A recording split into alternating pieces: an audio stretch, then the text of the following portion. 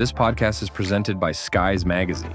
If you're interested in the Canadian aviation industry, Skies is your go-to multimedia resource for the latest news, in-depth features, stunning photography, and insightful video coverage. Whether you're an aviation professional or enthusiast, Skies is dedicated to keeping you informed and bringing your passion for aviation to life. Visit skiesmag.com to learn more and subscribe to stay updated on all things Canadian aviation. Fuel and ignition switches on. RPM switches set. TD switches normal. Doors and hatches closed. Light out. Strobe light on. Restart check is complete. Clear left. Engineers, start number 2. Starting 2. Wind 310 Pilot Project Podcast. Clear takeoff. Runway 31 left.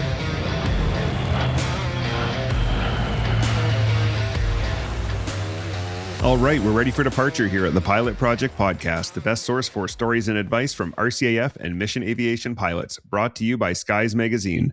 I'm your host, Brian Morrison, and here with me once again today for part 2 of our series is special guest Major Matt Neri, a CH-149 Cormorant pilot, CEO of 103 SAR Squadron in Gander, Newfoundland, and the creator of the YouTube channel Mattfrom103. Matt, welcome back to the show, and thank you again for taking time out of your busy schedule as CEO to chat with us today. Thanks for having me back, Brian. Listeners can check out part 1 of our chat to hear about Matt's early career, some flight training stories, and a high-level look at his operational career and journey to being CEO of 103 SAR Squadron in Gander, Newfoundland.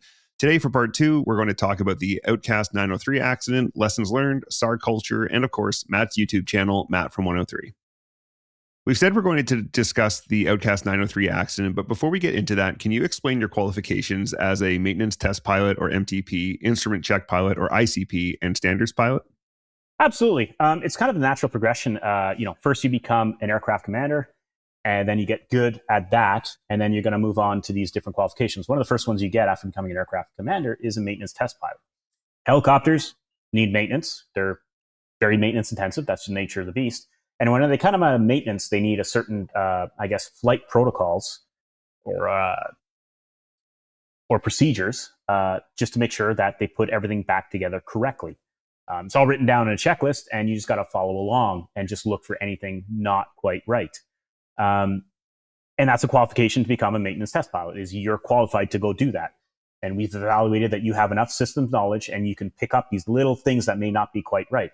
So that's the first thing. And it's usually for someone who is very or more knowledgeable about the aircraft and aircraft systems.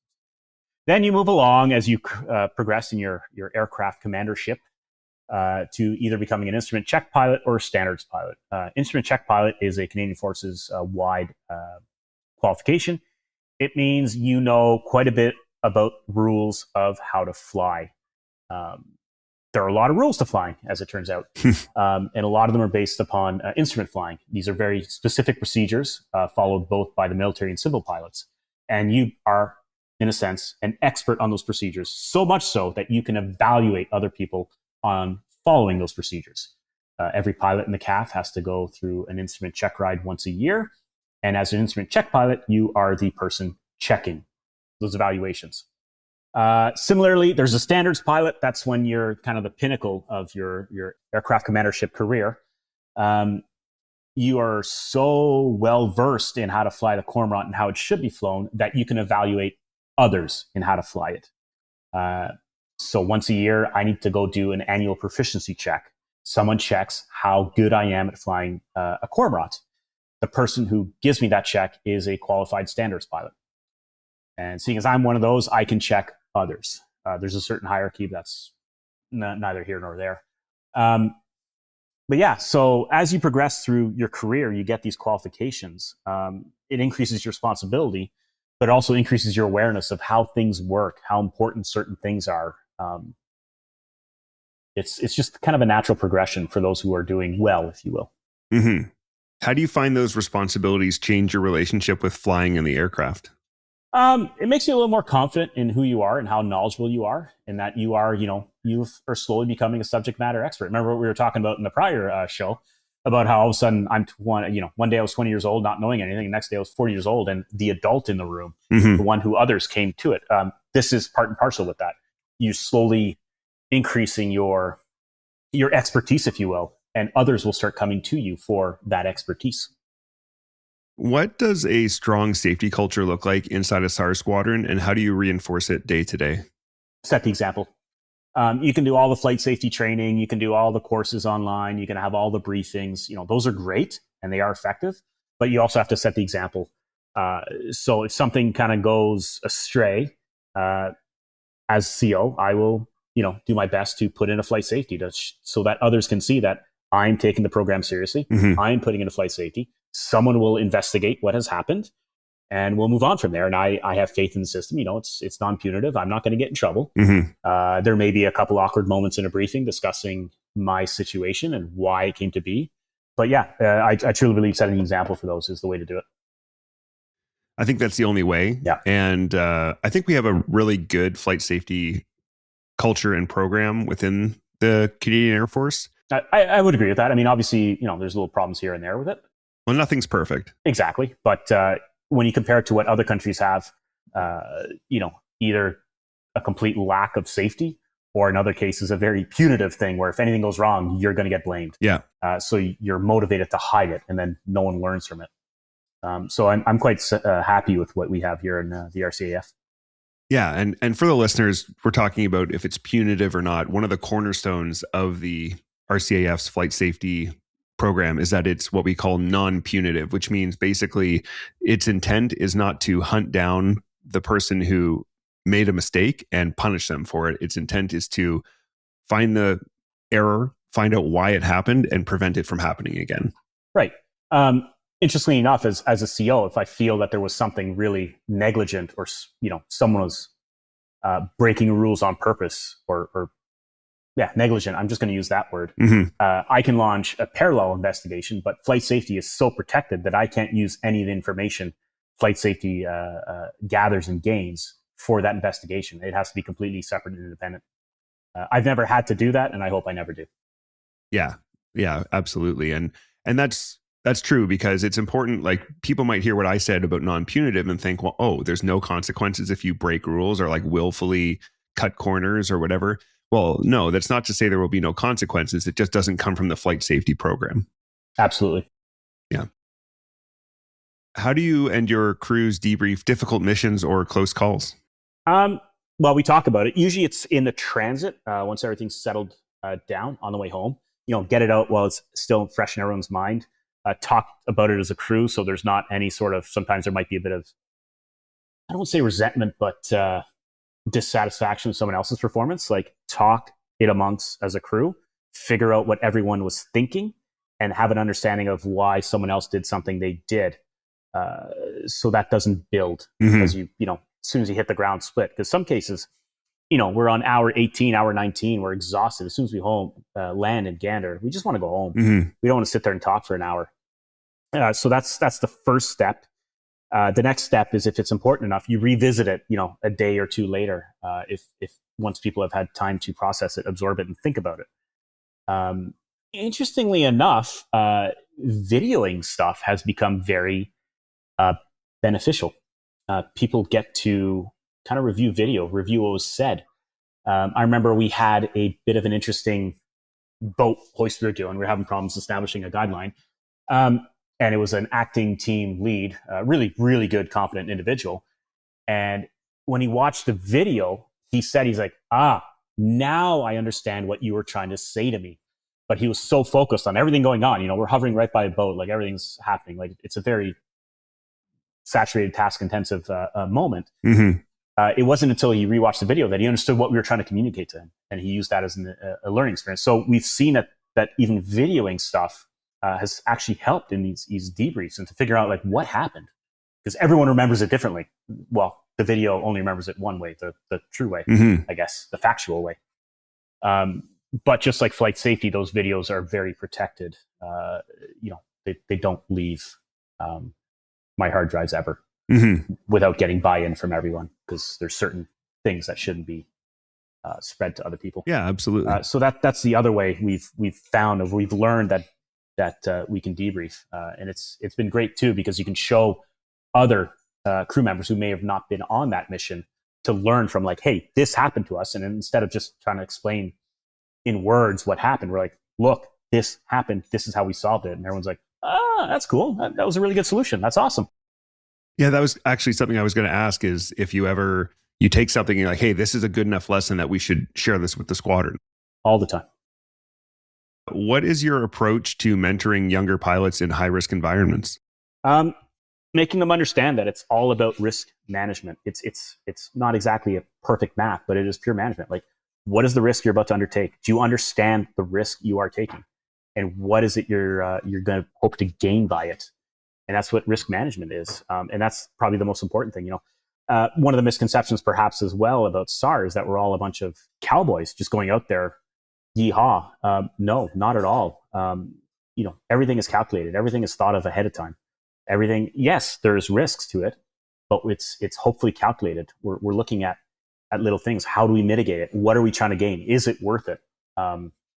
So that's probably the biggest lesson I have for a lot of the more younger junior pilots. Mm-hmm. And we've had several instances of people doing some outlandish things. You're like, okay, cool, but were you going to save a life by doing that? They're like, well, no. It's like, then why?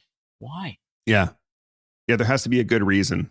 And then you're trying to get that across to them. You're like, what were you trying to accomplish? Because it wasn't much. So perhaps the risk you were taking weren't that great. Or are you aware of the risks you were taking? Maybe you aren't. And I think that's the biggest lesson. I mean, aviation is risk management. Yes. Really, it's a huge aspect of it. Yeah, the only way to 100% mitigate risk in aviation is not to take off. Basically. Keep it locked in the barn, but whatever. Yeah. That's obviously not a solution. No. I would say that's the biggest lesson, or what I try to teach others when it comes to purely the aviation thing. How to do SAR, yes, there's a lot more aspects of there. Of course. And that's where I leverage my experience at RCC as well as multiple tours to show lessons learned or different ways of thinking, or explain to them why it is they're doing a certain task. So now that we've kind of established some context, talked about your experience and the culture of SAR and the flight safety culture, let's move into talking about the Outcast 903 accident. And for listeners, we're going to keep this strictly to Matt's experiences and perspectives out of respect for the other people who were on board. So if you feel like, oh, why aren't we hearing about, other members of the crew or whatever, that's why. We're very focused here on maintaining respect for people's privacy and only speaking for Matt's experiences. Absolutely. It's not that I'm a narcissist. It's just not my place to spread what others did, what others have said, what others are thinking. Yeah. Obviously, we shared something that perhaps was a little, is intimate the right word? It was quite an experience for all of us, and it's not my place to say what happened to others. Yeah, I agree. So let's get into it. So what I'm about to read is from the investigator's synopsis. And that's basically giving us just the bare facts of the incident, and then we're going to get into actually talking about it. So, a Cormorant, call sign Outcast 903, with a crew of 6, was scheduled for a training mission flying out of 9-Wing Gander. At the end of the mission, the crew conducted hover work in the vicinity of the intersection of runway 31 and runway 21. During the final clockwise hover turn sequence, the pilot flying's seat unexpectedly descended to its lowest position. As the seat rapidly descended, the collective position moved downward abruptly and was quickly brought back up near its original position. For approximately 2 seconds, the aircraft was subject to severe vertical vibration or bouncing, during which time small cyclic movements were made and full left pedal was applied. The aircraft reversed from the previous clockwise rotation to an accelerated counterclockwise left yaw about the aircraft mast. The aircraft rotated through approximately 400 degrees, and as the right rolling intensified, the right outboard wheel, the right horizontal stabilizer, and the main rotor blades impacted the runway near simultaneously. There was no post-crash fire, but the aircraft was destroyed. 4 of the 6 occupants sustained minor injuries, while 2 occupants sustained serious injuries. So you were the pilot flying that day and the aircraft commander.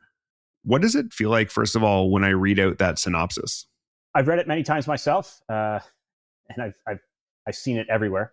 Not much anymore. I mean, it's kind of something I've processed and put behind me. Mm-hmm. It is a review of what happened. It sometimes doesn't feel real that has happened to me, but I've obviously accepted and moved on. That's good. When you think back to Outcast 903 today, what first comes to mind? So if I could sum it up as to what happened in the quickest way and everything that happened afterwards, it was for 7 seconds, everything went wrong. Mm-hmm. but everything after that went right. Okay. And that's how I would sum it up. And that's really the only thought I have when it comes to that. You've said that you don't want it to define you. How have you found the right balance between acknowledging these events and moving forward? So I don't have any problems talking about it at all. Obviously, I'm here, but I don't normally bring it up in conversation. I don't want to be a one-track record. Yeah, of course. And I don't want it to define me, right? Like I've moved on. I think everyone else has, but I have no problems talking about it. And it's just one of those events that have happened to me in life, just like a lot of other things that, I don't have singular events that define me. It's just a collection of events that define who I am. And this is just one of them. Mm-hmm. Can you walk us through the training mission that day? Well, I can walk you through basically everything that happened. So yeah, we took off on a training day. It was a beautiful day in Gander. It was March. We were off to go do some hoisting and whatnot. I had a pilot beside me who's very experienced in helicopters, but new to the Cormorant, as well as we had a training FE with us, two heavily experienced SAR techs and a very experienced FE. So myself, the FE, and the two SAR techs were very experienced. The FE under training and the co-pilot, for lack of a better term, the other pilot, first officer, were perhaps not as well versed in the Cormorant. Okay. So we went off, did some hoisting, did some confined areas, normal land work, completely ordinary.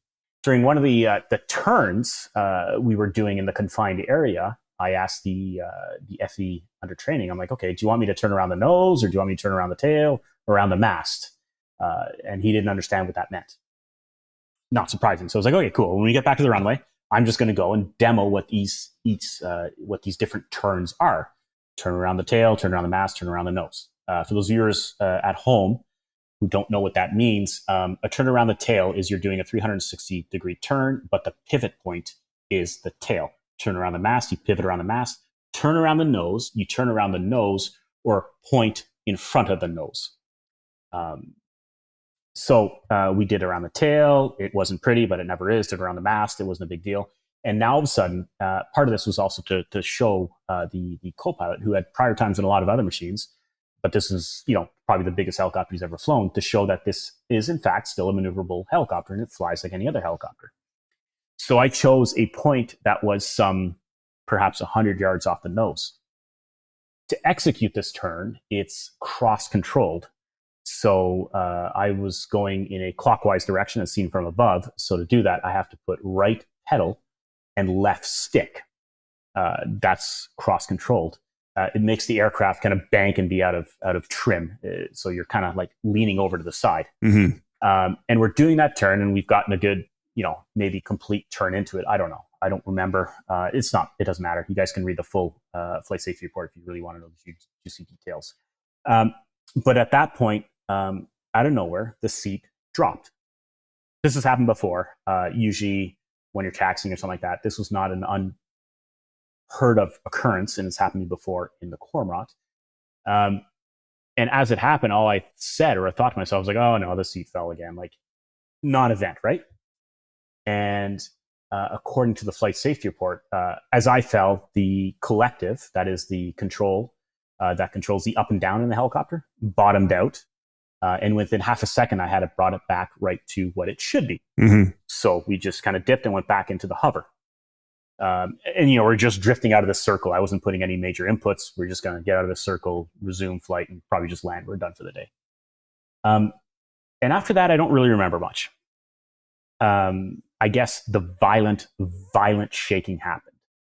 Something aerodynamically happened to the Cormorant, which is called vertical bouncing. I guess the AW101 aircraft is perhaps a little more susceptible to this than any others. It is very uncommon in helicopters. In fact, to try to get a better understanding of it, I had to reach out to some people with some PhDs who are doing research papers of this, because they themselves didn't quite truly understand it. Wow. Anyway, so the helicopter was bouncing up and down at about 3.5 hertz. So that's 3 peaks, 3 lows every second. And it was from positive, I think, like 1.7 G to negative 0.2 G. So we were getting weightless and positive, weightless, positive, like 3 seconds, like just. That's pretty violent. You ever shake a can of spray paint? Mm-hmm. You know what it's like to be that ball in it? That's what it was like, or at least what I think it would be like. And I don't really, like I said, remember very much after that. I knew I just had a thought that, like, I couldn't figure out a way. I could not solve this problem. There was a problem. I couldn't solve it. And my final kind of thoughts were back to a certain manual written by the U.S. Army Aviation Corps or something like that. It was titled "How to Crash a Helicopter." It's a 6-page document of all the lessons learned in Vietnam, describing what is the best technique to crash a helicopter. Strange, but they have that written there. And one of the lines in there is, accepting it and controlling it. So instead of trying to fly away from it and, saving the day, and then we're just going to land, put in a flight safety and call it a day, I was like, I don't think that might make it massively worse. Like, I don't know what's going on. I'm not sure that's a good solution. But what I do know is if I lower that collective right now, it's going to suck. Like, this is going to get bad, but that's acceptable. We will be okay. So I lowered the collective. At least that's what I remember, right? Like, after a traumatic incident, my brain is just making up the story. Is that basically versus like raising the collective and now the aircraft is much higher in the air and still out of control, essentially? Exactly. And then you're just trying to fly away, and then you might find yourself at a lot higher energy state, still out of control. Yeah. And so I lowered it. And initially, it felt like an okay landing. And all of a sudden, I just felt it kick hard in one direction. And then I felt it rolling over. And then right away in my mind, the first thing I'm thinking to myself is like, oh my God, I can't believe I'm going to be the idiot that rolls a Cormorant. I can't believe I'm going to be that dummy. And this is all happening, in the microseconds. But that train of thought actually, I think, really helped us that day. Because as we're going over and I'm thinking to myself, what an idiot I am, I'm also thinking to myself, I'm like, okay, I'm going to roll over. I got to remember to shut the engines. The levers are called pals. Okay. I'm like, shut the pals. And we just bit in hard. I got whipped around in the cockpit pretty good. And, but right away, as soon as the motion stopped, 1, 2, 3 off. That stopped everything. That stopped the aircraft from beating itself to death. That probably helped prevent any post-crash fire. That helped everything. There's an entire shutdown routine that I'm supposed to do afterwards. I don't think I did very much of it. I think at that point, the effects of what I think I had was a bit of a concussion took effect.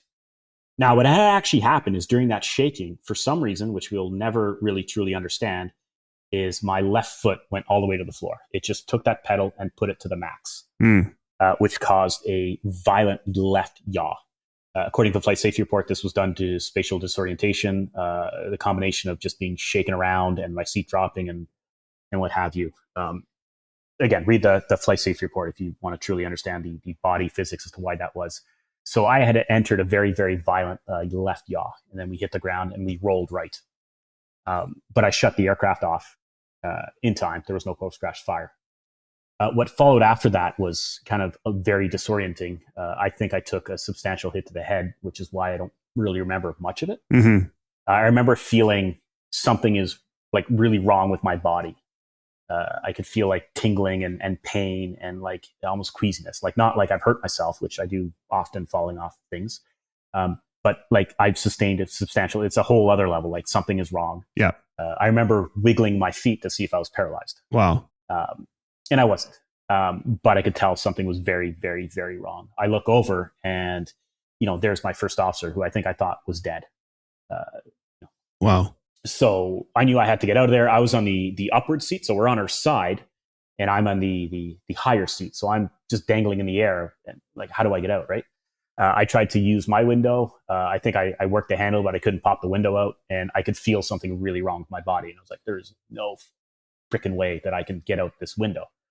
So I just kind of hoped and prayed, popped the seatbelt, fell, and then started crawling out of the aircraft. Eventually, someone helped me out. We all worked as a team. We all got out of the aircraft in like 4 minutes or something. It's quite difficult to get out of the side of a helicopter that size on its side. It turns out I had broken 2 vertebrae, so I had a broken back trying to get out of it. Wow. And then, we all got out. By then, Gander Fire was there doing their thing, or at least so I remember. And I'm just trying to walk straight, and I can, my back muscles spazzed hard as a defense mechanism to try to immobilize my back. One of the SAR techs Sorry, did you say you were walking? Yes. Wow. Yeah. One of the SAR techs realized very quickly what was wrong with me and did his thing. And I don't even remember how, but next thing I know, I'm lying on my back on the runway, and everything is happening. All sorts of commotion. The other pilots beside me, they're tending to him, and so I was still fairly dazed, I think. And then I busted out my cell phone. Time to make some phone calls. Naturally, the first call I made was to my boss, the then acting CO at the time. I called him, and he's like, "Hey," I'm like, "Hey, how you doing?" He's like, "Hey," and, just answering emails. I'm like, "Cool, you're about to get a bunch more emails right now." He's like, "Oh, what's up?" I'm like, "Well, we just crashed, man. I just rolled a Cormorant. May need to get to the office." I don't remember how the rest of that conversation went, but that was just try to get the ball rolling that we've had an incident. And after that, I remember calling my wife at work. I got a hold of the receptionist, and I was like, "Hey, I know she's working, but just let her know I'm fine. Gander's very small. There's always people watching the aircraft do what they're doing. I'm pretty sure it was on Facebook before the rotor blades even stopped." Yeah. Like information flies fast now, and I was trying to get ahead of it to make sure that it didn't go really sideways. Or again, at least that's what I remember. Anyways, it turns out I got a hold of her, and I just said, like, "Listen, whatever happens, you hear, like, I'm fine." Having never called her at work before, saying the words "I'm fine," she was naturally suspicious that it was indeed not fine. And then she could hear in the background, like I think one of the SAR techs was yelling, "It's going to blow. We need to get out of here." Wow. The fire trucks are doing there was lots of noise in the background that may be indicative of what was going on. Ambulance is coming. I think one of the SAR techs is saying, like, "This is probably one, this is probably two. We need to get him going, blah, blah, blah, blah, blah, blah, blah." So she just asked if I was going to go to the hospital. And I said, yes, I was. And it went from there. So that's kind of what happened up to that point. If I could sum it up in 2-3 minutes, it was an interesting ordeal, to say the least. Wow. That is such a wild story. Like, I remember this happening. It's so different to hear it in your words than to hear a sterilized flight safety report. I can't imagine going through that. I mean, I don't really remember much of it, so it's hard for me to imagine it, right? It's again, I think I took a bit of a hit to the head. No doubt. And obviously, adrenaline and everything else is running through you, right? Your body's flooded with chemicals, as well as the pain receptors firing off like crazy. But yeah, that's what happened. So the seat fell, and it caused the aircraft to enter into a vertical oscillation, which the Cormorant is susceptible to it. We know how to get into it. We know how to kind of get out to it. It's not really trained, because to practice getting into it destroys the airframe usually. In fact, the aircraft manufacturer found out we were practicing from time to time and said, like, you really shouldn't do that. Oh. It's kind of a weird phenomenon that not a lot of helicopter pilots know of. The only other times I've heard of it happening were slinging incidents and something being kind of loose in the controls that causes this thing. And it's kind of taught that, like, if you don't get out of it by bounce 5 or 6, like, that's it. The airframe will just fold up on itself. Yeah. But yeah, and then after that, that was the longer process, I guess, of dealing with everything. Wow. First of all, thank you for sharing that. Oh, no worries. I know, like, some people go through a traumatic experience like that and they have no interest in talking about it. Thank you for sharing that story with us. No big deal. What, this is kind of probably challenging, but what lessons did you personally take away from the accident? If any were, if there were any that could be taken? Make sure to check my seat more often. No, actually, oddly enough, if I was talking to one of the other pilots, he said it was kind of ironic, because I'm the one who checks my seat probably the most, because I've had this happen to me in the past. But other lessons, I guess, would be, it can happen to you. It's so easy to quarterback other incidents and be like, well, if I was there, that would have never happened. Mm-hmm. All humans kind of do that, probably pilots especially. But having been there, I've been like, oh, it really can happen to me. I think the day, prior to the seat dropping, I was in my 20s. After it fell, I was well into my 40s. I aged a lot. It humbled me. It taught me that I am fallible. It taught me that I am mortal. These are bigger things. That's the bigger changes. lessons learned that I guess if someone else goes through it, I would know what they might be going through, and what the path to recovery may look like. I can't really think of other major lessons. Obviously, there was all the DFS lessons and the investigation reports, how to do things better, blah, blah, blah. But I don't think that's what you're asking. I don't know. Does that answer your question, Brian? Yeah, I think it does.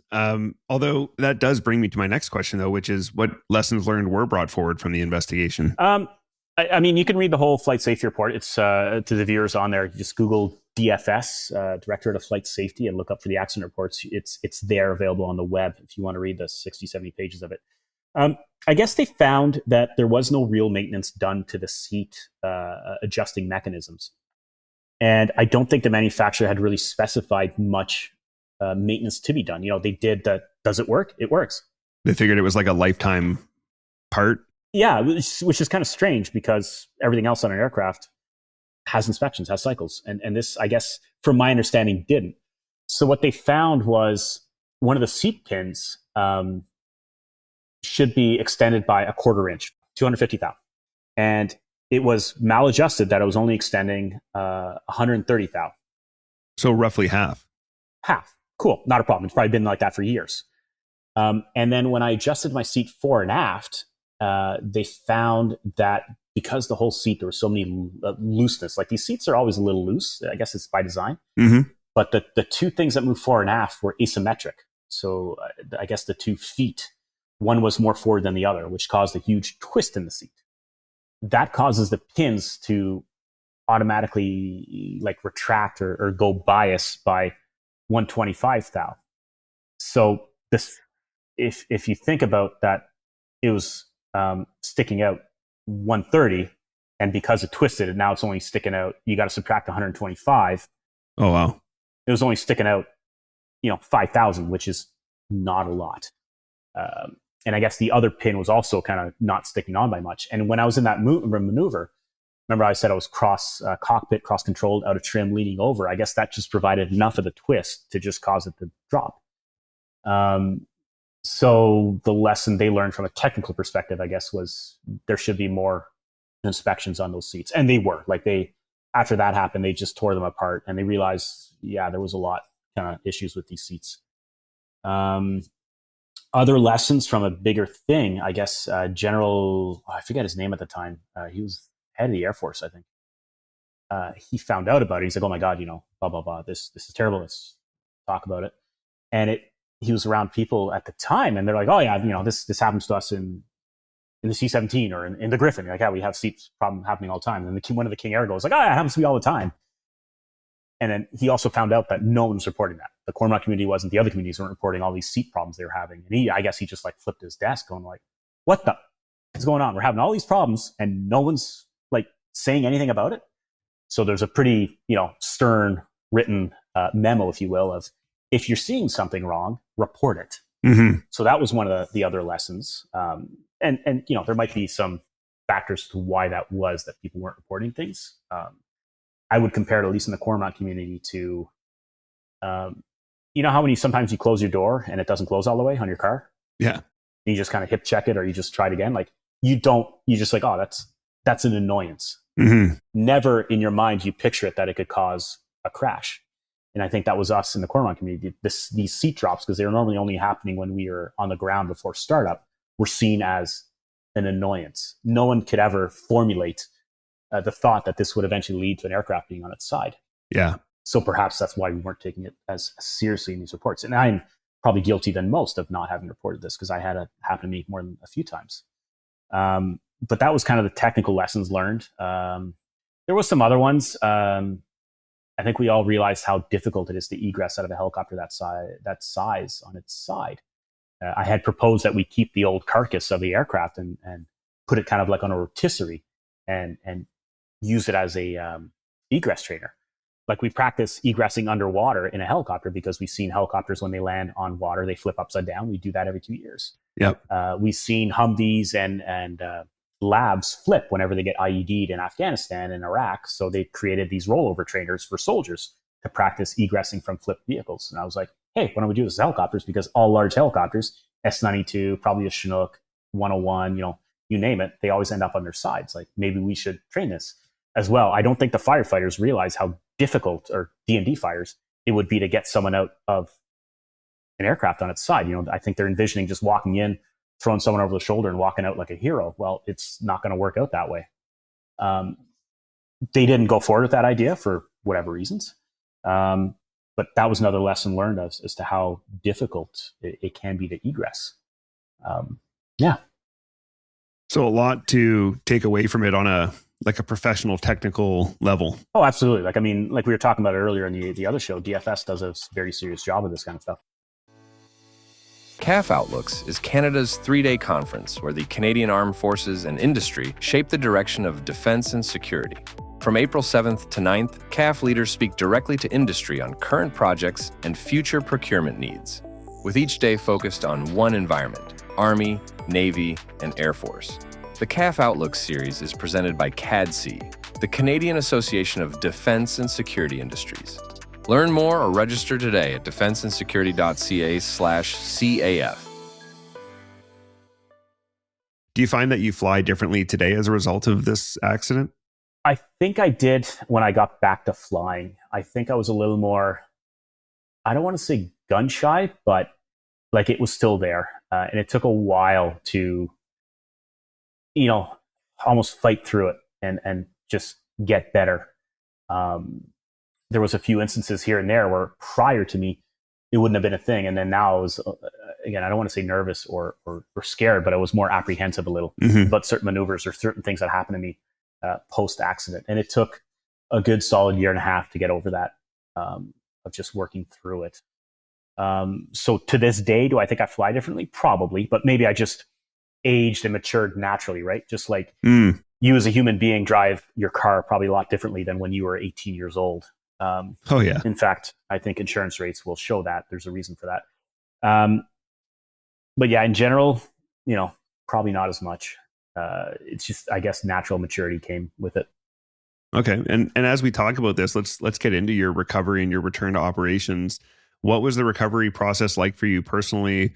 And let's talk about it emotionally and physically, because the physical recovery must have been pretty significant. It took a bit of time for my back to heal. Obviously, a couple months. It sucked. It hurt for the first few days, that's for sure. And then there was the whole frustrating thing of like, okay, I feel good now. Medical system, give me the checkbox, give me the check mark. Yeah, that didn't happen very quickly, as you would imagine. Obviously, yeah. Aviation medicine is taken very seriously, and they're doing all their due diligence to make sure I am indeed physically fine. And so that took a bit of time. Again, slightly frustrating, but it is what it is. Things that definitely helped me, especially immediately in the aftermath, was I got a bunch of messages from people I'd flown with in the past, other than asking how I was doing, but just saying like, hey, we all still trust to fly with you. We believe, we don't blame you for this. I would still fly with you tomorrow, because as soon as this happened and I was brought to the hospital, I'm just kept in a room by myself. I'm not talking to anyone else. So I don't know what others are thinking. I don't know if everyone's just blaming me right for this. I don't even know if I'm going to be allowed back in the building, which must have been really tough. Yeah, I had no idea, right? Like all I managed to do was when I walked out of the hospital, obviously it was slightly painful to walk, was apologize to the other pilot, which I found. And then I just left. Broken back and my uniform still soaked in jet fuel. They sent me home. Jeez. Yeah. But I didn't know how I would be treated in those coming days, right? I didn't know if everyone blamed me. That was very hard. And so those messages from people saying like, hey, we still trust to fly with you, really helped initially to get my mind perhaps in a better place. And then after that, it was the first couple flights. In fact, the first flight back in the helicopter, we were just passengers, two of us, and the flying pilot, a good friend of mine, works at Cougar now. He simulated, or he got into that vertical bouncing as well. We know how to get into it. We know how to get out of it. It was nowhere near as violent as what I experienced, but it was one of those like, is this what you felt? Because we still were a little unsure. Mm-hmm. That's what it was. So the first flight we got back into that bouncing, it wasn't awesome. It wasn't a great, but no one likes that. And then after that, the first few flights, me flying, it still felt natural, but I had that higher apprehension, if you will. Yeah, of course. And it took a while to get back to it. I remember at one point, this was probably 6 months after it, I think. I was doing test flying in Halifax. We were taking an aircraft out of maintenance. One of the maneuvers required is to do a fast pedal turn to the left and to the right. I let the other pilot do it, much more junior pilot at the time. He was the first officer. I'm like, hey, you do it. Have fun. Not because I didn't want to, but because, I'm here to teach other people how to fly. I'm here to have him experience stuff. Mm-hmm. I told him, like, all right, so just be careful. We're into wind. As the tail comes around, the wind's going to catch it and whip us around. Don't let it do that. I'm like, kind of may have still a bit of PTSD there, buds. I kind of said to him as a joke. And wouldn't you know it, he actually didn't listen to what I had to say, I guess. And the wind caught it and just whipped us around. I didn't, panic. I didn't just jump on the controls or anything. I just sat there like, and looked at him. He's like, oh, sorry, Matt. Yeah, the wind caught me. I'm like, yeah, it did. And again, that was like one of those like, where, before that, it wouldn't have affected me. But now it was like, not as fun anymore. Yeah. The first time back in the sim where we're practicing, losing the tail rotor, you're whipping around. It was like, that must have been tough. It was kind of weird. Going into it, I was like, it'll be fine. And all of a sudden, it's like unlocking the core memory. Yeah. Unlocking a memory I didn't remember. All of a sudden, it locked it. And I'm like, oh, I've been here. Oh, it sucked. And I was talking to the sim instructor. I'm like, cool. He's like, okay, so after lunch, we're going to do that. I'm like, yeah, we're not. We're going to take a break from that, Dan. He's like, oh, why? And he, you put one and one together. He's like, oh, sorry, dude. So I had those little moments of kind of unlocking memories prior. There'd be a little incident that happens a year and a half later, and it's just kind of a flashback to something that happened. Mm-hmm. It's frustrating not remembering every single detail about that incident. Yeah. When I was 17, I crashed my dad's truck. Ooh. And I can barely remember it. Like, I didn't even get a concussion. It's just like the adrenaline, the shock that you're in afterwards. I think I remember the chain of events and like how it happened. But I have this memory of like looking to my side as we rolled and seeing my window pop like a balloon is how it felt to me. Like, which is obviously kind of a weird thing to think of it happening that way. But like your brain is just in this totally different space and you just don't remember it clearly. Yeah. So I've had those weird memory unlocks. In fact, the first time back into a cockpit, oddly enough, was my RUIT training, that underwater escape training I was talking about earlier. So the first thing they do is strap me into this fake helicopter, put me in the water, and then roll it. So that unlocked a few memories while I was upside down in water. No doubt. Good times. Yeah. But that's all right. I'd told the instructor, I'm like, hey, and I knew him very well. He knew what happened. I was like, just so you know, I may spaz underwater, so just keep an eye on me. He's like, I got it, Matt. And it all went fine. Yeah. It's just been an interesting experience, to say the least. It sounds like you had really good community support, though, during this. Absolutely. And that brings back to when you first asked me, like, what first comes to mind, which was, again, for 7 seconds, everything went wrong. But after that, everything went right. And I'm talking about the egress post-crash fire to the support and then the lessons learned, everything years down the road. It all went right. In fact, to prove how non-punitive the system is, I wrote off a $50-60 million helicopter, and 4 months later, I was promoted. Yeah. Yeah. And you're a CO of a squadron. Yeah. I'm not quite sure that would happen in the U.S. military or some other militaries. Yeah, I think you're right there. Speaking of which, coming back as DCO, did the accident influence how you led others? I don't think so. I can't really positively identify anything that really changed the way I led everything. I mean, up to that point, I'd never been a DCO. I'd never been really in charge of large groups of people in such a capacity. So I guess it was just one of the many experiences I had in life that shaped, who I am today. Do you think it shapes how you mentor new pilots today?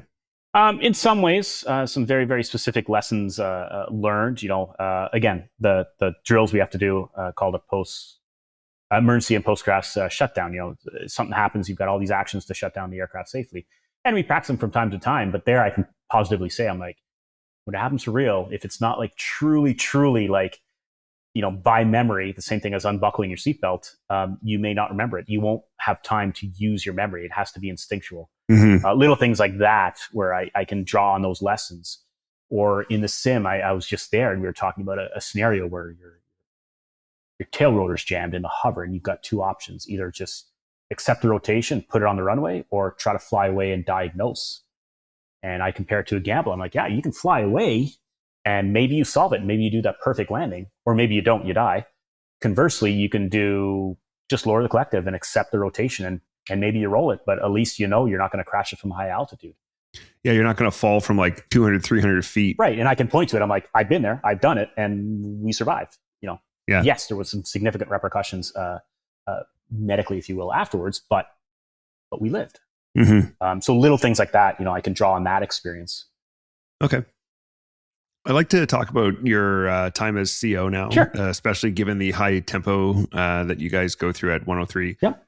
What makes 103 Squadron the busiest SAR unit in Canada? Other than the fact that obviously you get the most missions, but like what contributes to that? It's the why we have the most missions, or yeah. So we're in Newfoundland, which is kind of an unusual spot. Not only is there a lot of stuff going on here, but there's not a lot of other resources. If you look at the west coast of Canada, there's all these other rescue agencies out there, civilian or other. Here, there's not. It's kind of an isolated part of Canada, but there's still a lot of fishing activity. There's still a lot of people living on the coast, as well as we have weather here. We have some of the worst weather imaginable, always fog. So when you combine those two, we're often the only resources that can respond to even the most minor of incidents.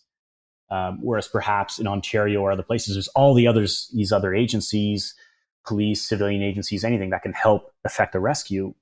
Here, there's no one. There's not much. I mean, there's the Coast Guard. There's certain GSAR entities which we work with in partnership all the time, but there's not a lot. Mm-hmm. So it means we get called. We're not only the last resort, we're also sometimes the first resort. We're the only resort. Mm-hmm. So that leads to a lot of the busyness we have. Okay. We talked about this a little bit in the last episode, but how do you keep your team from burning out? But like I was mentioning, we're our own worst enemies. So you kind of have to identify that when people are like just trying to get the job done no matter what because they believe in it. But maybe it's best that they take time off, regardless of the consequences that happen, that maybe we don't fulfill the SAR mandate.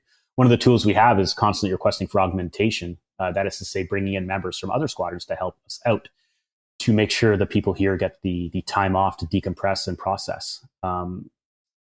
And, we sell the squadron as you come here, you're going to get some action. I was going to say that's good seasoning for these other pilots. Yeah. So people, or, all our crew, flight engineers and SAR techs, a lot of them are eager to come here for a week or two to experience what it could be like here. Sometimes they don't have any missions. Sometimes they have a lot of missions. Mm-hmm. They may not want to post in Gander because it can be quite hard on the family life, but they are more than happy to come here for a couple of weeks and experience it. Yeah. So that's one of the tools we've been using a lot is augmentation to help prevent people from burning out. It's not always possible, but we do the best we can. What do you think are the toughest leadership challenges that come with that ops tempo? Again, like I was alluding to earlier, we are our own worst enemy. Like everyone wants to get the job done. And it's not because I want to please my bosses and get a gold star on my evaluation or any of that nonsense. I could give a damn, to be honest. But I have a lot of buy-in into what our role or what our job is, which is search and rescue. I'm not busting my chops and spending my days off trying to make sure that TPS report is filled out correctly. But I believe in SAR. And so identifying that myself and as well in others in us maybe trying to get the job done too hard and not accepting that maybe we fail a little. Maybe we just as a squadron take an entire day off and say, sorry, man, we're not answering a phone today because if we do, something bad will happen. Those are some very interesting challenges. Other challenges are, I'm a pilot. It's very easy to get involved into pilot things and try to help or solve a problem, but I have to, again, take a step back and let other people solve the problems. Like I mentioned in the other show or in the other episode, I could probably solve that problem better, but it's not my job to solve that problem anymore. I have to let someone else do it because they have to learn how to do it. Well, and otherwise you're just micromanaging. Yeah, exactly. I have to stay out of it. I have to let them figure it out. Mm-hmm. So those are some interesting leadership challenges. Something that I imagine would be a challenge because of the tempo, would be keeping the air crews sharp and mission ready. The reason I say that is because maybe with that operational tempo, is there enough time for training as well as the fatigue that this all leads to? It's a challenge we've been actually coming up across is can we get the proper training in? Can we make sure they have all their currencies and their proficiencies, that certain things that we perhaps may not do very often get practiced? And it takes a lot of balance. So some of the things we're trying to do is be the most efficient we can with the limited hours we have for training. But at the same time, you want people to go out there and enjoy flying and not be a bag drive, if you will. Like they still want to go out there and enjoy themselves, enjoy flying for training. So as well, we take a lot of the lessons learned from our missions and put them into practice in our training, which is kind of cool being here as well, is when we're teaching you guys like, hey, you should do this, or hey, you should do that. It comes from because I had this experience. I had this happen to me. Like when I'm giving a simulated scenario to a co-pilot, it's real. We did this for real. So like you can't call me out and saying this is not a realistic scenario. It is real because I had it happen to me. Same with emergencies. Mm-hmm. So that's one of the bonuses of being so operationally high tempo is you have a lot of experiences to guide your training. Can you tell us about any big saves from your time at 103 Squadron? And that doesn't have to be necessarily one that you took part in, maybe one that the squadron did that you're proud of, anything like that? Well, the biggest one that, in the recent time is the big one, that ship with 20 some people aboard, where you have that, iconic footage of the ship, the cargo ship crashed up against the rocks and the waves flying into the sky and the helicopter just swaying in the winds, fighting the turbulence. Oh, the Baltic. The MSC Baltic 3. Yeah. That's probably the biggest one we have. I wasn't on that mission, obviously, but the next guy there, Pete, he was. I'm sure he'll be more than happy to talk your ear off about that one. That's probably the biggest one we've had, or at least the higher profile one. Everything else has been pretty much, we've had a couple interesting airplane crashes or helicopter crashes. Those are a little more interesting. A lot of the other missions we do are just boat medevacs, which can be quite challenging, but are perhaps not as sexy or dramatic. Mm-hmm. And for listeners, in case that rescue that he talked about there sounds exciting, next week I will be interviewing Pete Wright, who was the co-pilot for that mission and a former CO of 103 Squadron, as well as Greg Hudson, who was the lead SAR tech for that mission. So if that sounds exciting, stay tuned because we'll be covering that in full detail. What has been the biggest leadership challenge since taking command? Learning how to deal with the outside world. Learning to deal with all those agencies that it used to be Pete's problem. Yeah. Now it's mine. That's been a very huge learning thing, especially in the first few weeks, you will, of taking command. I perhaps did a couple things I shouldn't have, which was my introduction to all those agencies when they came emailing and calling about what I had done. So that's been a challenging learning all that, I guess, if you will. But I think I'm getting a grasp on it. I think I'm getting there. I've got a handle on it now. Okay. What's one myth about SAR flying that you'd love to debunk, and why does that myth exist in the first place? I think it's what I talked about earlier about, I guess the world sees us as a bunch of cowboys. And we're not. It's math, it's calculated, it's risk management, it's risk mitigation, it's thinking ahead. Where does that myth come from? Well, probably, movies, TV. Mm-hmm. It's all make-believe, right? Sorry, aircrew, yes, one of the many slogans is that others may live, but it doesn't mean sacrificing yourself stupidly. Right. Everything is calculated. We take safety incredibly seriously. And I don't think people realize that. I think people are starting to realize it a bit when they saw some of the videos of all those checks and double checks we do, that everything is a lot more methodical than you would imagine. It's not just us rolling up on scene going yeehaw and throwing someone out the door. It is methodical, it is calculated, it is thought of. I'd like to shift gears here and talk about, of course, your YouTube channel, Mattfrom103. You've been able to grow a pretty successful YouTube channel. I think I checked the other day, you have about 30,000 followers, which is certainly more than I have for the podcast. It's nothing to sneeze at.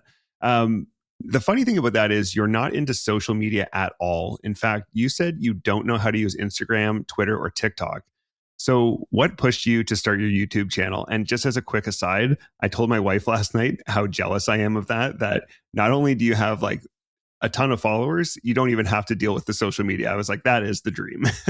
Yeah, I mean, I don't even know if it's worth it doing an Instagram, a TikTok, or a Twitter. I think I started an account just to save my name, but I don't use those socials because I don't know how. Yeah, I'm not really like, I don't take selfies. I don't take pictures of myself. But what I did end up doing was, for the years, I took a lot of video of missions and whatnot. And I would send them up to whoever it was, the PAFOs or our own media people, to put something together. And they would do a very good job. They would put together a 30-second or 1-minute clip to put on Insta or Twitter or whatever it's called nowadays, or Facebook. And that was great. But I had hours and hours, gigabytes and gigabytes of footage. And I thought, I'm like, you know what? Like, there's a lot of av geeks out there who probably want a more in-depth look into what it is we do. You know, they're not looking for the 30-second news clips. They're looking for the 45-minute explanation of what it is we're doing. You know, there's people out there who build a friggin' cockpit of a 737 in the garage and they just practice flying in transit. Yes. You know, that's how motivated they are. I would find that incredibly boring, but hey, to them, all the power to them. So Pete helped me out a lot to making sure that we sold my idea to all the people that needed selling to, and it took off it took off, you know. During the first upload, I didn't know what was going to happen. I didn't know what it was going to be like. Like, I researched on Reddit what running a YouTube is like, or what you're supposed to, and it was almost disheartening. These guys, after, you know, 2-3 years, some of these people owning a channel only have, you know, 30-40 views per upload. And I was like, oh, man, that's going to be a lot of work if I'm not getting any traction. But that being said, my measure of success is not how many subscribers. I find the questions the most interesting thing, the comments, what people are asking. When people are asking intelligent questions, it means I'm getting through to them, or I'm doing what I set out to do, which was to educate people of, like, this is SAR, this is happening every day, and this is how we do it. That's been probably the most fascinating part about it, not the view count or the subscriber count, which is cool. Yeah, sure. It's a good metric. But it's the comments and questions that I really judge my success by, if you will. Yeah, I always said, and I had a similar experience with podcasting, that I checked it out on Reddit, and I would see these posts from people like, I've been podcasting for 5 years and I only get 10 listens an episode. And I was like, oh man, like, I don't know if I'd keep going at that point. But for me, the metric of success was like, am I putting out something I'm proud of? Yeah. And do people seem to be enjoying it, however many that is? And I when I'm able to say yes, then it's still fun. Oh, exactly. I mean, it's been fun learning how to edit videos. I didn't even know how to edit anything. I had to learn it. Yeah. I like learning new skills. I used to tinker a lot in the garage, messing around with cars. Obviously, after my injury, I'm not as mobile, if you will. Well, no, I am mobile. I'm just not able to be as physical as I used to be. So I just kind of sat in front of a computer and started editing videos. To be clear, though, I'm not disparaging anything the PAFOs do. They just have a different audience and a different goal than my goal was. Oh, for sure. So we work in tandem. I'm talking to them all the time, but it's been interesting. It's been really a learning experience. Yeah. And I just find it interesting to kind of hear about what your experience is like, because there's a fair amount of parallels between my own experience in starting a podcast. And I was in the military still when I started the show, and sort of navigating that system and figuring out how do the permissions work, and who do I need to work in tandem with. And I'll echo what you said, that working with the public affairs people has been a great experience, both while I was in the military and once I got out. They're very, very helpful people. And as you said, though, there's different goals sometimes.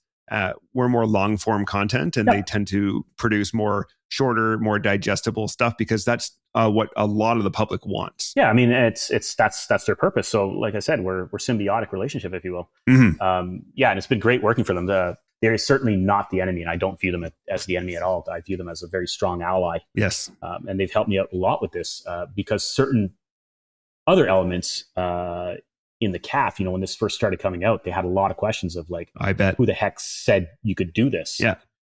And being able to go back on the conversations I had with the PAFOs, I'm like, well, it's written here that I can do it. Yep. And this is what JAG had to say why I can do this. And then once he explained all that, and Pete is a magnificent ambassador when it comes to that kind of stuff, because he was answering all those questions for the first year.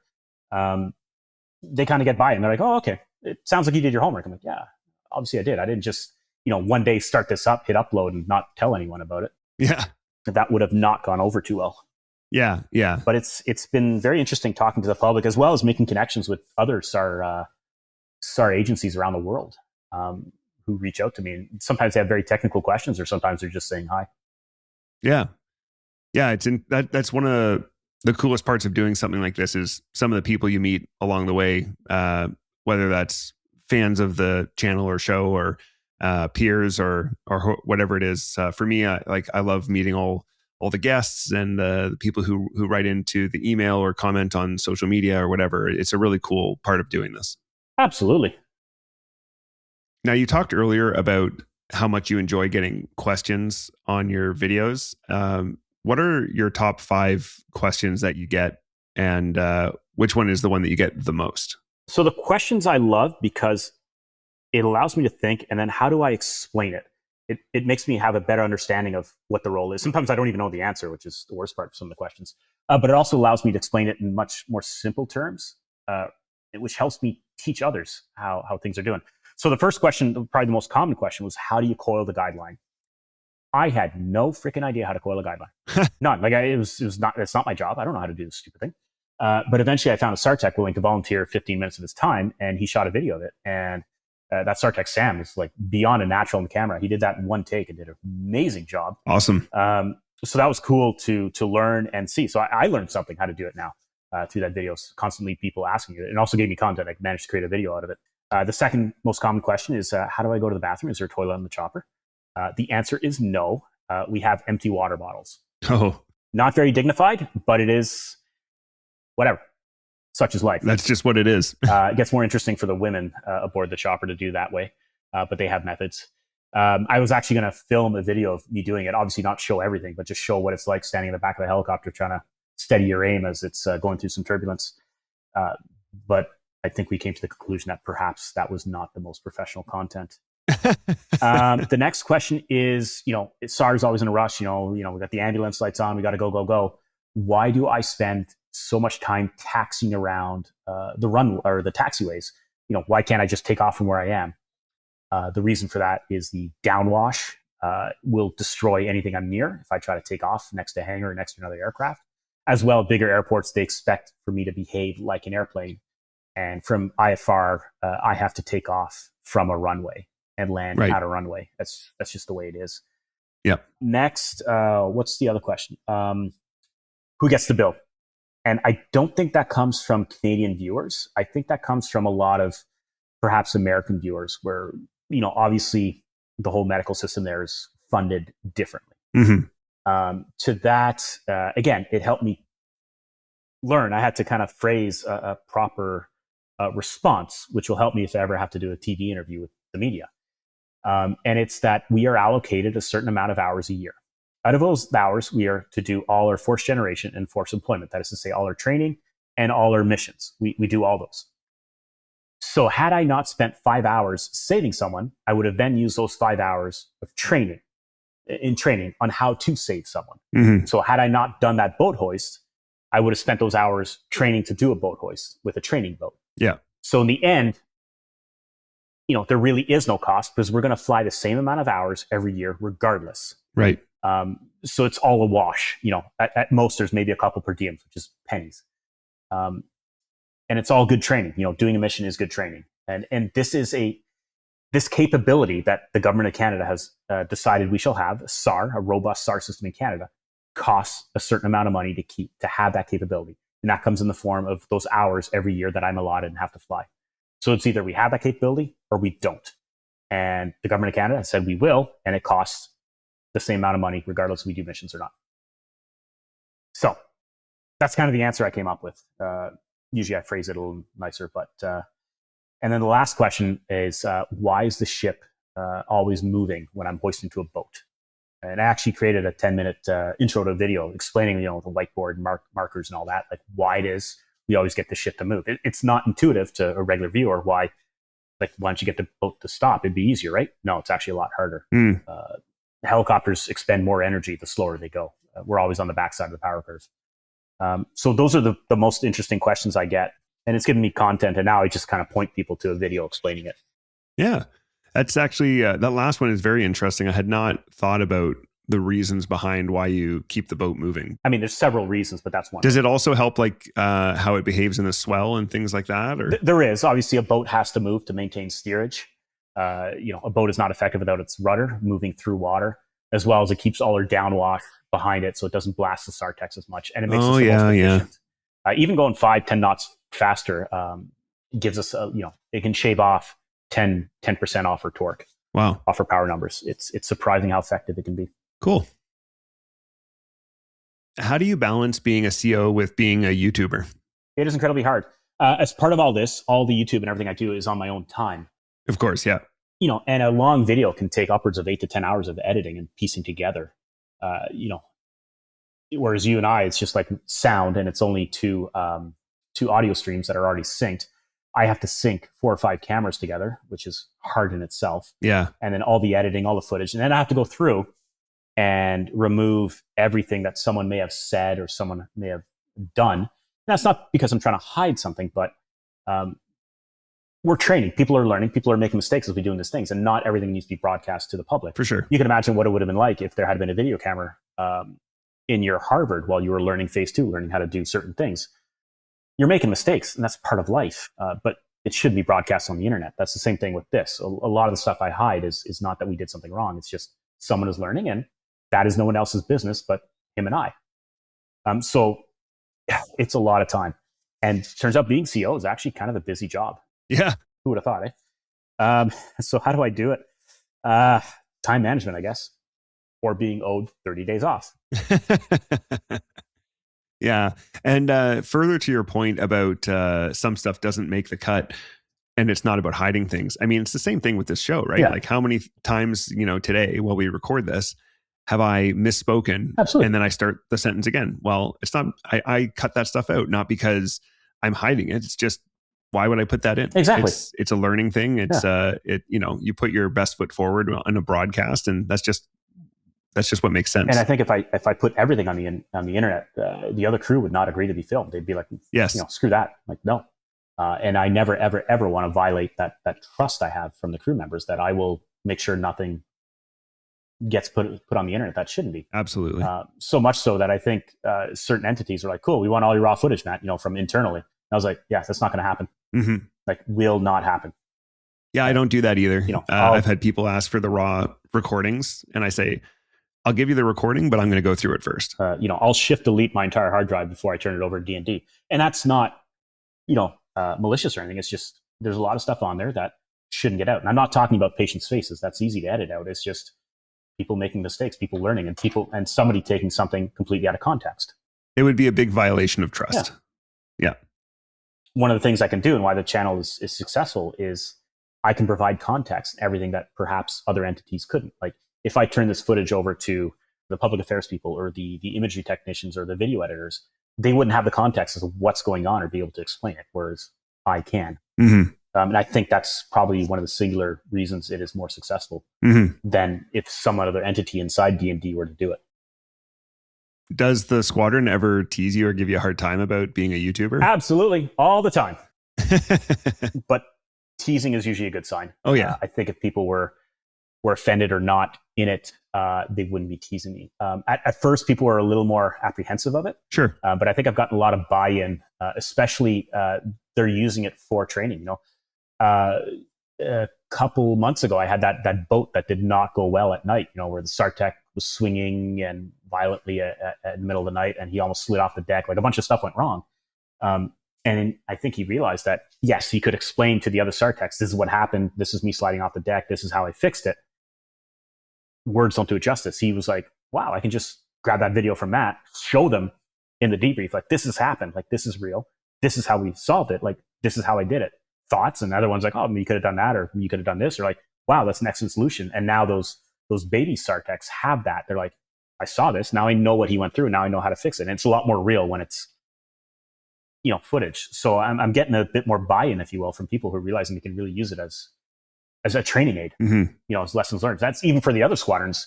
We have certain techniques or certain things we encounter here at 103 that perhaps 413 or 442 don't, and vice versa, right? Like, we know a lot about maritime. The West Coast knows a lot about mountain stuff. I don't know how to fly in the mountains. but I know how to do boats, and perhaps they are not as well versed in boats just from sheer geography. But inexperienced or junior people could watch videos and learn from that, or even other countries learn how a different agency is doing it, what their techniques are like. But yes, I still get teased from it. Perhaps I should have spent a bit more time coming up with a name. What do you hope people take away from your content and from hearing your story today? From the content, it's more just like, yeah, this is going on. This is where tax dollars are being used. There's obviously always a lot of negative publicity around D&D, the CAF, RCAF, and I get it. Well, that's what makes the news, right? Negative publicity sells. Rage bait gets clicks. That's life. That's what media has shifted over to. Sadly, I can't change that. But just be aware that we're out here doing this, and it's not just me. It's everyone. It's the different squadrons. It's different agencies. It's GSAR. It's the RCMP. There's all these other agencies that are constantly doing SAR work. It's happening every day, and it's out there. Just be aware of it, because I don't think a lot of Canadians are aware, and judging by the comments, that's true. Mm-hmm. If the public remembers one thing about SAR and what the people flying those missions do, what should it be? Be careful of the downwash. No, kind of what I was saying earlier. We're always out there. We're always doing our job, but as well, be prepared. Be cautious. Like, it can happen to anyone. Bad news, something goes wrong, and if you're prepared, it greatly mitigates what that bad event was. That's I think what people should take from it, as well as what I was saying earlier. There's an entire group of professionals, not just us, GSAR, RCMP, other agencies, doing this every day. What is you talked about being prepared? What does that look like in simple terms? Let's say you're going on a hike or you're going kayaking. What does being prepared look like? Don't assume nothing will go wrong. In the back of your mind, assume something will go wrong, and have something with you or a plan of how you will deal with what can and will go wrong. If you're going kayaking, maybe that means wearing a life jacket, wearing a locator beacon, having an extra sweater, telling someone where you're going and when you should come back. Yeah. In case something goes wrong. Little things, right? It's so easy just to blast off your kayak going like, I've been kayaking for forever. Nothing will go wrong. Well, I'd been flying for 3,500 hours. Nothing will go wrong. Well, it did. Yeah. But I was wearing a helmet, right? That saved me. Yeah. Stuff can and will go wrong. Just be aware of it, and don't assume it won't happen to you. I guess is the biggest thing. You can get into individual specifics of every single activity and what you can and can't do, and how you should prepare. But I think it's first off a mentality, if you will. Mm-hmm. Yeah, I used to go hiking alone sometimes at night in Nova Scotia. I don't really know why, just to try it, I think. And I would tell a friend, I was going alone, so I would tell a friend where I was going and when I thought I'd be back, and then I would actually check in with him when I was back. And I'd have a backpack with, for whatever the weather was, enough stuff for me to get through the night in case for some reason I got stuck there. And you know what? That's a lot, actually. That's quite a bit. Maybe some sort of lighting device so you can signal a helicopter overhead. Yeah. Or maybe some sort of a beacon, either the Spot kind or the PLB kind, Garmin InReach, whatever. But even what you did was just a whole lot of things. You mentally prepared yourself like, hey, something could go wrong, and I've mitigated that by telling someone what I'm doing when I should be back. Mm-hmm. Nothing is more frustrating than being at RCC, getting a phone call like, hey, my friend never came back. We're like, okay, where was he going? We're like, I don't know. When was he supposed to be back? Like, oh, I don't know. What was he wearing? I don't know. Like, okay. Yeah, good luck. Well, I mean, it's not much to run on, right? We're just going to waste a lot of time searching a large area versus trying to be pinpoint and getting to you sooner. Yeah. Okay, Matt, thank you so much for spending this time with us and for being so open about your journey, your experiences, and the realities of life in the SAR community. It's been a real privilege to hear about your insights on leadership, rescue work, and everything you've built on your YouTube channel. I really appreciate you taking the time to share your story, and I know the listeners will walk away with a deeper respect for the people who fly these dangerous missions. So thank you again so much for being on the show. Thank you for taking time out of your day when you're already so busy. We really appreciate it. Thanks so much for having me on your show, Brian. I had a lot of fun. Yeah, I did too. Fly safe. Cheers. All right, that wraps up our two-part series with Major Matt Neri, also known as Mattfrom103 on YouTube. Tune in next week as we sit down with 2 pilots taking part in Seed Corn with the RAF in the UK. Seed Corn is the training of Canadian aircrew on the P-8A Poseidon. Tune in as we hear all about the new capabilities this aircraft will bring to the Canadian Air Force, especially in the area of anti-submarine warfare. You don't want to miss it. Do you have any questions or comments about anything you've heard in this show?